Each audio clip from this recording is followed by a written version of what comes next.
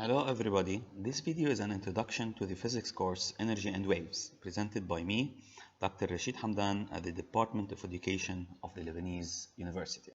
As it's clear from the title, the course is divided into two parts, the part about energy and part about waves.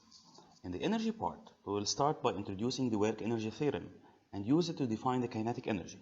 Then we will define the potential energy and use the conservation of mechanical energy to study certain physical situations.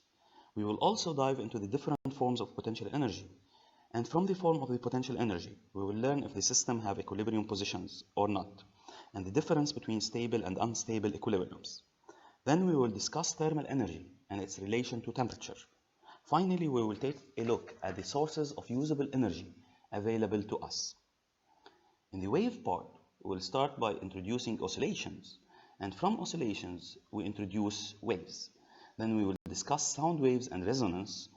We will also describe the nature of electromagnetic waves, and in the last part, we will study geometric optics, which include reflection or refraction.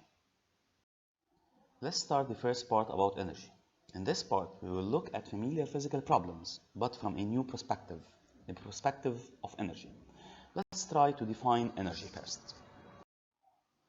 What is energy? The best way to define energy is through the law of conservation of energy.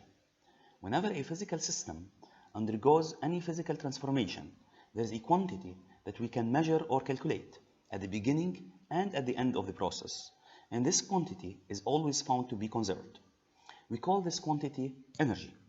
Now, energy may take different forms, and only through these forms that we can observe or measure energy.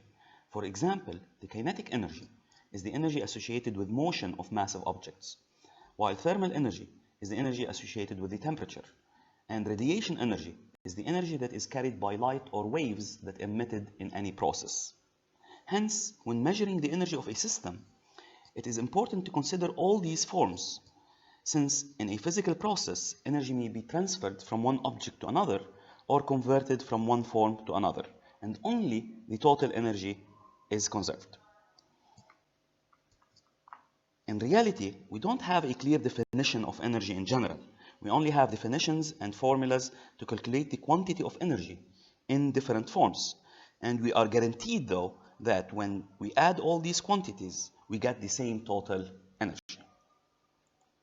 When we are counting the energy of a system, it is important to check that the system is isolated. That is, it does not exchange energy with the outside environment in any form.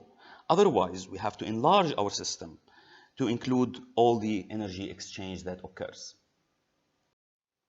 Thank you for listening. Our next lecture will include a quick review about the definitions of velocity, acceleration, and Newton's law.